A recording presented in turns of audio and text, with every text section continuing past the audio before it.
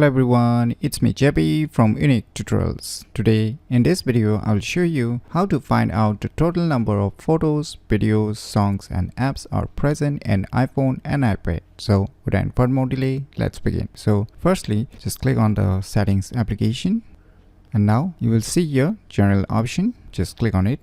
Now just click on this about option. Now here you will see here the songs. So right now I don't have any songs present in my iPhone devices, and the total number of videos, as you can see here, this much, and total number of photos is this much, and total number of applications present on my respective iPhone devices is this much. So by using these cool tricks, you can easily find out the total number of photos, videos, songs and apps that are present in iPhone and iPad devices very easily. So if you never known about these cool tricks, then you should definitely give it a try. So if you find this video tutorial useful, please click on the thumbs like button, and if you're new to our channel, click on the subscribe button, and lastly, thanks for watching.